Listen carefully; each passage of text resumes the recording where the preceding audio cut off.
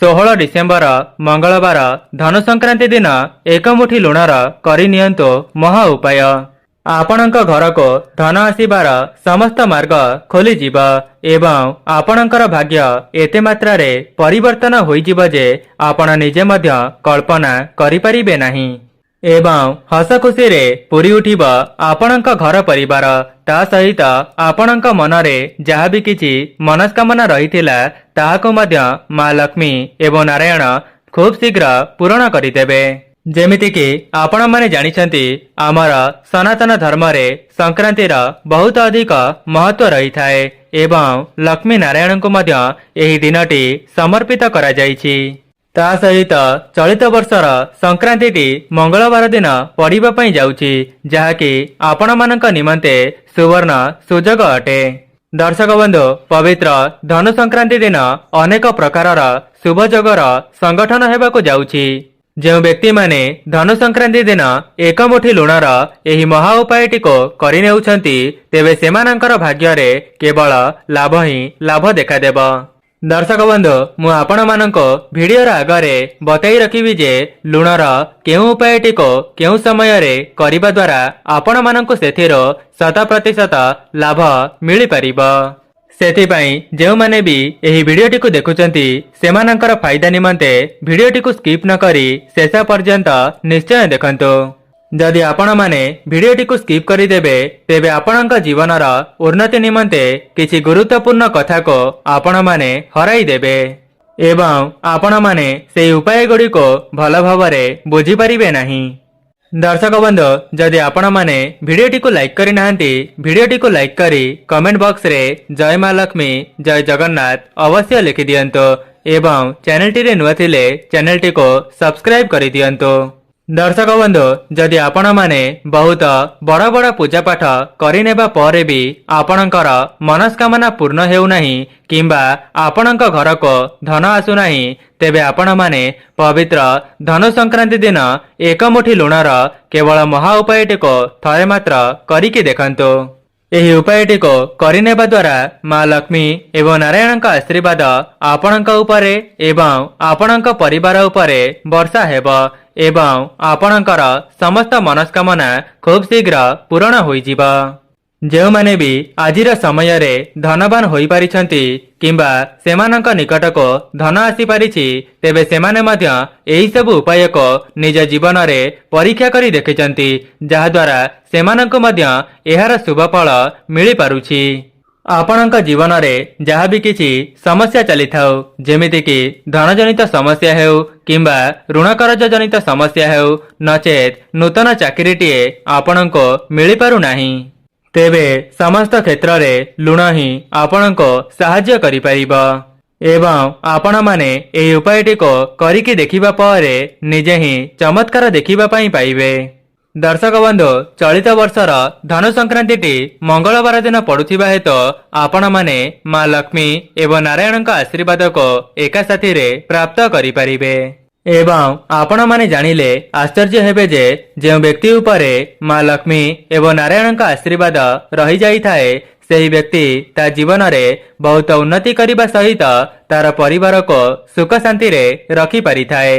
दर्शक बंधु, एमिति भी किछि लोक अछंती जेउ मानक उपरे पितृदोष किंबा पूर्व जन्मर कोनोसी दोष लागि जाई थाए, जहा द्वारा सेमाने निज जीवनटी को बहुत दुख कष्ट रे अतिबाहित करिथांती।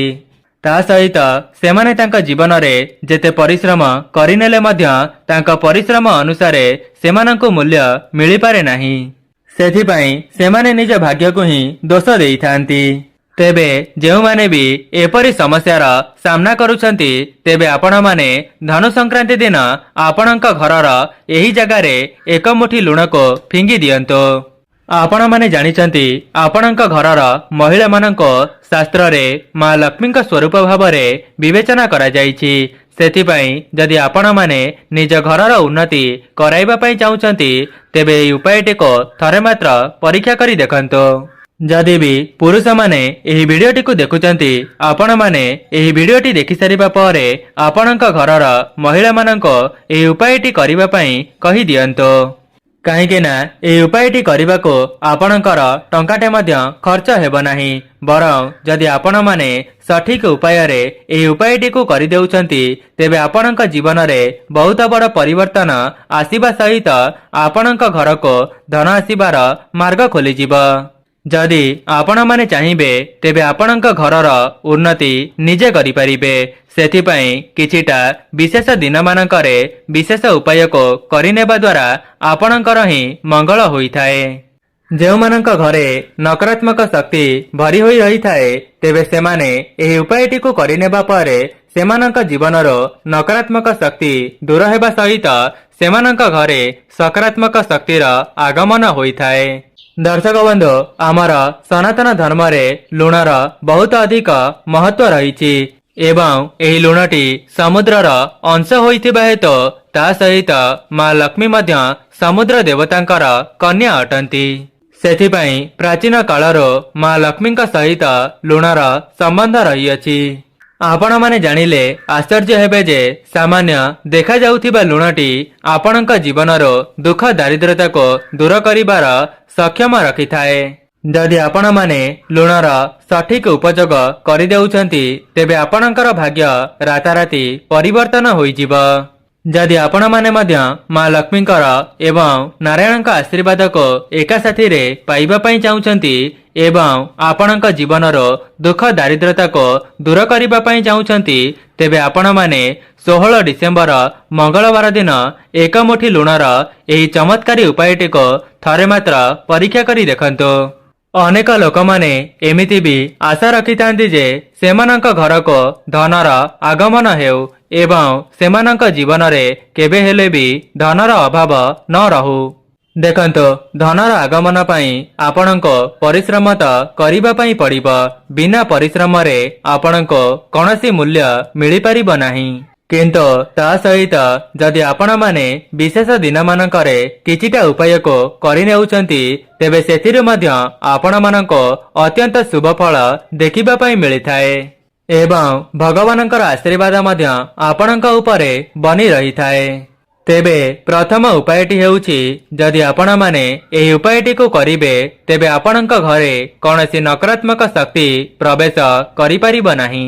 ଯଦି ପରିବାରର ସଦସ୍ୟମାନଙ୍କ ମଧ୍ୟରେ ପୂର୍ବରୁ ମନ ମତାନ୍ତର କଳି ଝଗଡ଼ା ଦେଖାଦେଉଥିଲା ତେବେ ସେସବୁ ମଧ୍ୟ ଖୁବ୍ ଶୀଘ୍ର ଦୂର ହୋଇଯିବ।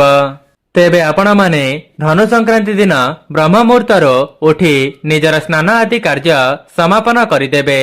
ତେବେ ଆପଣଙ୍କର ସ୍ନାନ ଆଦି କାର୍ଯ୍ୟ ସମାପନ କରିବା ପରେ ଆପଣଙ୍କ ଘରର ପୋଛା ଲଗାଇବେ ଏବଂ ସେହି ପୋଛା ଜଳରେ କିଛି ଲୁଣକୁ ମିଶାଇ ସେହି ଲୁଣ ପାଣିରେ ଆପଣଙ୍କ ଘରର ଚତୁଃପାର୍ଶ୍ୱଟିକୁ ପୋଛା ଲଗାଇବେ।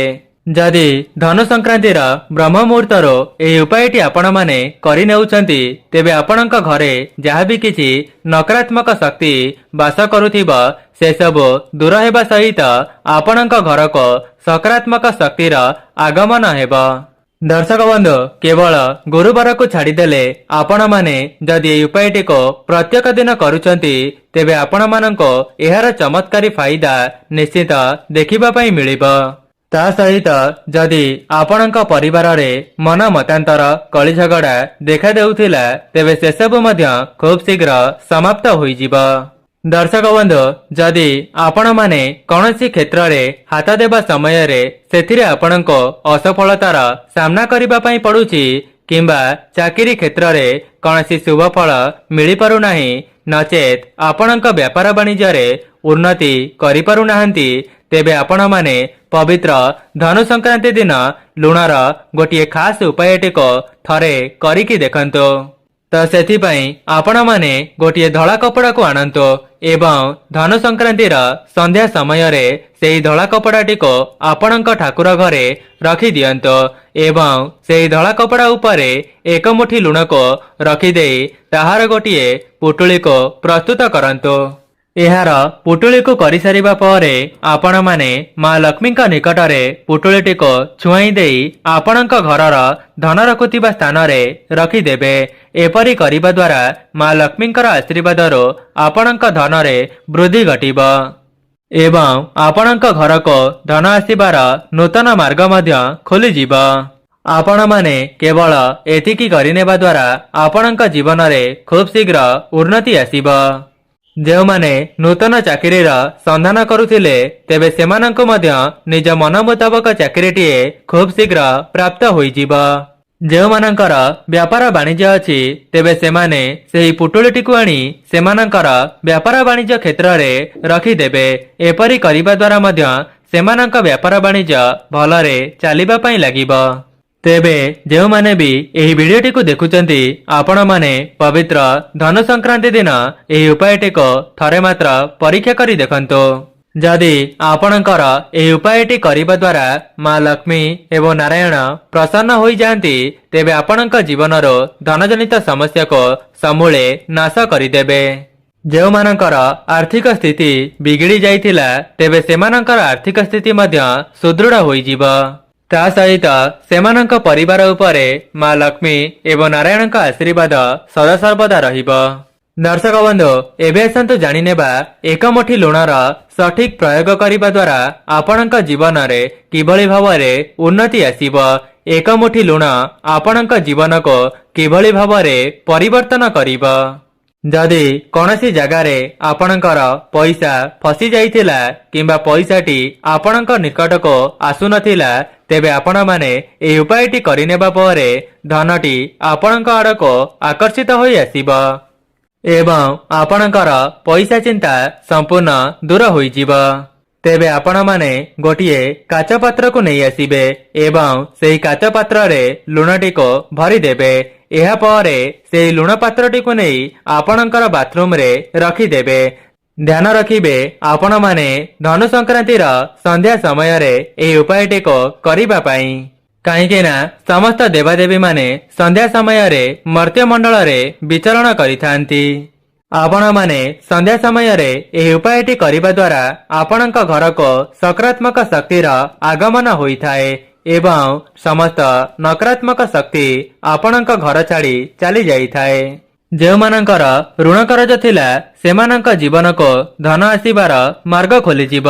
ତା ସହିତ ମା ଲକ୍ଷ୍ମୀ ଏବଂ ନାରାୟଣଙ୍କ ଆଶୀର୍ବାଦରୁ ଆପଣଙ୍କର ସମସ୍ତ ଋଣ କରଜ ଏକ ମାସ ମଧ୍ୟରେ ଶୁଝିଯିବ। ଯଦି ପୂର୍ବରୁ ଆପଣଙ୍କର କୌଣସି ବଦଖର୍ଚ୍ଚ ପାଇଁ ଆପଣଙ୍କ ନିକଟରେ ଟଙ୍କା ସଞ୍ଚୟ ହୋଇ ରହିପାରୁନଥିଲା ତେବେ ଏହି ଉପାୟଟି କରିବା ପରେ ଆପଣଙ୍କ ନିକଟରେ ଟଙ୍କା ସଞ୍ଚୟ ହେବା ଆରମ୍ଭ ହୋଇଯିବ। ଦର୍ଶକ ବନ୍ଧୁ, ଏକ ମୁଠି ଲୁଣକୁ ଶୁକ୍ରଦେବଙ୍କର କାରକ ବୋଲି ମାନାଯାଇଥାଏ। ଯେଉଁ ବ୍ୟକ୍ତିଙ୍କର ଶୁକ୍ର ଗ୍ରହଟି ମଜବୁତ ରହିଥାନ୍ତି ତେବେ ସେହି ବ୍ୟକ୍ତି ଧନବାନ ହେବା ସହିତ ତା ଜୀବନରେ ବହୁତ ଉନ୍ନତି କରିଥାଏ। ଯଦି ଆପଣମାନେ ବି ଆପଣଙ୍କ ଶୁକ୍ର ଗ୍ରହକୁ ମଜବୁତ କରିବା ପାଇଁ ଚାହୁଁଛନ୍ତି ତେବେ ଆପଣମାନେ ଧନୁ ସଂକ୍ରାନ୍ତିର ସନ୍ଧ୍ୟା ସମୟରେ ଅର୍ଥାତ୍ 7ଟାରୁ 8ଟା ମଧ୍ୟରେ ଗୋଟିଏ ଲାଲ କପଡ଼ାକୁ ପ୍ରସ୍ତୁତ କରିବେ। ତେବେ ଆପଣମାନେ ସେହି ଲାଲ ରଙ୍ଗର କପଡ଼ାଟିକୁ ନେଇ ଆପଣଙ୍କ ଠାକୁର ଘରେ ବିଛାଇ ଦେବେ। ଏହାପରେ ଏକ ମୁଠି ଲୁଣକୁ ସେହି ଲାଲ କପଡ଼ା ଉପରେ ରଖି ମା ଲକ୍ଷ୍ମୀଙ୍କ ନିକଟରେ ଗୋଟିଏ ଦୀପକୁ ପ୍ରଜ୍ୱଳନ କରିବେ। ସେହି ଦୀପଟିକୁ ପ୍ରଜ୍ୱଳନ କରିସାରିବା ପରେ ସେହି ଲୁଣର ଗୋଟିଏ ପୁଟୁଳିକୁ ପ୍ରସ୍ତୁତ କରିବେ ଏବଂ ମା ଲକ୍ଷ୍ମୀଙ୍କ ନିକଟରେ ଛୁଆଇଁ ଦେଇ ଆପଣଙ୍କ ଶୋଇବା କକ୍ଷରେ ନେଇକରି ରଖିଦେବେ। ଏହାକୁ କରିବା ଦ୍ୱାରା ଆପଣଙ୍କର ଶୁକ୍ର ଗ୍ରହ ମଜବୁତ ହୋଇଯିବେ। ତା ସହିତ ମା ଲକ୍ଷ୍ମୀଙ୍କର ସ୍ଥିର ବାସ ଆପଣଙ୍କ ଘରେ ସଦାସର୍ବଦା ରହିବ। ଯଦି ପୂର୍ବରୁ ଆପଣଙ୍କୁ କୌଣସି କାର୍ଯ୍ୟରେ ଲାଭ ମିଳିପାରୁନଥିଲା ତେବେ ଏହି ଉପାୟଟି କରିବା ପରେ 100% ଲାଭ ଆପଣଙ୍କୁ ମିଳିବ। ଦର୍ଶକ ବନ୍ଧୁ, ମୁଁ ଆପଣମାନଙ୍କୁ ଲୁଣର ଗୋଟିଏ ରାମବାଣ ଉପାୟ କହି ରଖୁଛି ଯାହାକୁ କରିବା ଦ୍ୱାରା ମା ଲକ୍ଷ୍ମୀ ଏବଂ ନାରାୟଣଙ୍କ ଆଶୀର୍ବାଦ ଆପଣଙ୍କ ପରିବାର ଉପରେ ସଦାସର୍ବଦା ରହିବ। ସେଥିପାଇଁ ଆପଣମାନେ ଧନୁ ସଂକ୍ରାନ୍ତିର ସନ୍ଧ୍ୟା ସମୟରେ ଏକ ମୁଠି ଲୁଣକୁ ନେଇଯିବେ ଏବଂ ସେହି ଲୁଣଟିକୁ ନେଇ ଆପଣଙ୍କ ମୁଖ୍ୟ ଦ୍ୱାର ସାମ୍ନାରେ ଛିଡ଼ା ହୋଇଯିବେ। ଏହାପରେ ଆପଣଙ୍କ ମୁହଁ ରହିବ ଆପଣଙ୍କର ଘରର ବାହାର ଦିଗକୁ ଏବଂ ସେହି ଲୁଣଟିକୁ ଆପଣଙ୍କ ମନରେ ଯାହାବି କିଛି ମନସ୍କାମନା ରହିଥିବ ଏହାକୁ କହିନେବା ପରେ ସେହି ଲୁଣଟିକୁ ଆପଣଙ୍କ ଘରର ବାହାରକୁ ଫିଙ୍ଗି ଦିଅନ୍ତୁ। ଏପରି କରିବା ଦ୍ୱାରା ଆପଣଙ୍କର ମନସ୍କାମନାଟି ପୂରଣ ହେବା ସହିତ ଆପଣଙ୍କ ଘରେ ଯାହାବି କିଛି ନକାରାତ୍ମକ ଶକ୍ତି ଭରି ହୋଇ ରହିଥିବ ତେବେ ସେସବୁ ମଧ୍ୟ ଦୂର ହୋଇଯିବ। ଏବଂ ସେହି ଲୁଣଟିକୁ ଫିଙ୍ଗିବା ପୂର୍ବରୁ ମା ଲକ୍ଷ୍ମୀଙ୍କୁ ଜଣାଇବେ ଯେ ମା ଲକ୍ଷ୍ମୀ ଆପଣ ମୋ ଘରେ ସ୍ଥିର ଭାବରେ ବାସ କରନ୍ତୁ। ଏପରି କହିନେବା ପରେ ସେହି ଲୁଣଟିକୁ ଆପଣଙ୍କ ମୁଖ୍ୟ ଦ୍ୱାରର ବାହାରକୁ ଫିଙ୍ଗିଦେବେ। ଏପରି କରିବା ଦ୍ୱାରା ଆପଣଙ୍କ ଘରକୁ ଧନର ଆଗମନ ହେବା ସହିତ ମା ଲକ୍ଷ୍ମୀ ମଧ୍ୟ ଆପଣଙ୍କ ଘରେ ସ୍ଥିର ଭାବରେ ବାସ କରିବେ। ଯଦି ପୂର୍ବରୁ ଆପଣଙ୍କ ଘରେ ଅଭାବ ଲାଗି ରହିଥିଲା ତେବେ ଉପାୟଟି କରିବା ପରେ ଆପଣଙ୍କ ଜୀବନରୁ ବର୍ଷ ବର୍ଷର ଦୁଃଖ ଦାରିଦ୍ରତା ଦୂର ହେବା ସହିତ ଆପଣଙ୍କ ନିକଟକୁ ଧନ ଆସିବାର ମାର୍ଗ ଖୋଲିଯିବ। ଯେମିତିକି ଆପଣମାନେ ଜାଣିଛନ୍ତି ପ୍ରତ୍ୟେକ ସଂକ୍ରାନ୍ତିର ଅଲଗା ଅଲଗା ମହତ୍ଵ ରହିଥାଏ। ଯେହେତୁ ଚଳିତ ବର୍ଷର ସଂକ୍ରାନ୍ତିଟି ଧନୁ ସଂକ୍ରାନ୍ତି ଅଟେ ତେବେ ଏହା ଆପଣମାନଙ୍କ ନିମନ୍ତେ ସୁବର୍ଣ୍ଣ ସୁଯୋଗ ଅଟେ ଏବଂ ଆପଣମାନେ କିଛିଟା ଉପାୟକୁ କରିନେବା ଦ୍ୱାରା ଆପଣଙ୍କର ହିଁ ମଙ୍ଗଳ ହୋଇଥାଏ। ଦର୍ଶକ ବନ୍ଧୁ, ଆଉ ଗୋଟିଏ ଉପାୟ, ଯଦି ଆପଣଙ୍କ ଘରର କୌଣସି ସଦସ୍ୟମାନେ ରୋଗରେ ଅଛନ୍ତି କିମ୍ବା ନଜର ଦୋଷରେ ପୀଡ଼ିତ ଅଛନ୍ତି ତେବେ ଆପଣମାନେ ଧନୁ ସଂକ୍ରାନ୍ତି ଦିନ ଗୋଟିଏ ଲାଲ କପଡ଼ାକୁ ପ୍ରସ୍ତୁତ କରି ସେଥିରେ କିଛି ଲୁଣକୁ ରଖିଦେବେ। ଏହାପରେ ସେହି ଲୁଣର ପୁଟୁଳିଟିକୁ ବନାଇ ଦେଇ ଯେଉଁ ବ୍ୟକ୍ତି ରୋଗରେ ଅଛନ୍ତି କିମ୍ବା ନଜର ଦୋଷରେ ପୀଡ଼ିତ ଅଛନ୍ତି ସେହି ବ୍ୟକ୍ତିଙ୍କର ମୁଣ୍ଡଠାରୁ ଆରମ୍ଭ କରି ଗୋଡ଼ ପର୍ଯ୍ୟନ୍ତ ଏପରି 7 ଥର ବୁଲାଇ ଆଣିବେ। ଆପଣମାନେ ଏପରି ସେହି ବ୍ୟକ୍ତିଙ୍କର ଚାରିପଟେ ବୁଲାଇ ଆଣିବା ପରେ ତା ପରଦିନ ସେହି ପୁଟୁଳିଟିକୁ ନେଇ କୌଣସି ପ୍ରବାହିତ ଜଳରେ ବିସର୍ଜନ କରିଦେବେ। କେବଳ ଏତିକି କରିନେବା ଦ୍ୱାରା ସେହି ବ୍ୟକ୍ତିଟି ରୋଗରୁ ମୁକ୍ତି ହେବା ସହିତ ନଜର ଦୋଷରୁ ମଧ୍ୟ ମୁକ୍ତି ପାଇଯିବେ। ଆପଣମାନେ ହୁଏତ ବିଶ୍ୱାସ କରିପାରିବେ ନାହିଁ, ସେହି ପୁଟୁଳିର ଏତେ ମାତ୍ରାରେ ଚମତ୍କାରୀ ଶକ୍ତି ରହିଛି ଯେ ସେହି ବ୍ୟକ୍ତିର ନଜର ଦୋଷକୁ ନିଜ ଆଡ଼କୁ ଆକର୍ଷିତ କରିଥାଏ ଏବଂ ସେହି ବ୍ୟକ୍ତିର ଜୀବନକୁ ସକାରାତ୍ମକ ଶକ୍ତିରେ ଭରି ଦେଇଥାଏ। ତେବେ ଦର୍ଶକ ବନ୍ଧୁ, ଏହା ଥିଲା ଲୁଣର କିଛିଟା ବିଶେଷ ଉପାୟ ଯାହାକୁ ଆପଣମାନେ ପବିତ୍ର ଧନୁ ସଂକ୍ରାନ୍ତି ଦିନ କରିନେବା ଦ୍ୱାରା ଆପଣଙ୍କ ଜୀବନରେ 100% ପରିବର୍ତ୍ତନ ଆସିବ। ଦର୍ଶକ ବନ୍ଧୁ, ଯଦି ଆପଣମାନଙ୍କୁ ଭିଡିଓଟି ଭଲ ଲାଗିଥାଏ ଭିଡିଓଟିକୁ ଲାଇକ୍ କରି କମେଣ୍ଟ ବକ୍ସରେ ଜୟ ମା ଲକ୍ଷ୍ମୀ ଜୟ ଜଗନ୍ନାଥ ଅବଶ୍ୟ ଲେଖିଦିଅନ୍ତୁ। ଚ୍ୟାନେଲଟିରେ ନୂଆ ଥିଲେ ଚ୍ୟାନେଲଟିକୁ ସବସ୍କ୍ରାଇବ କରିଦିଅନ୍ତୁ।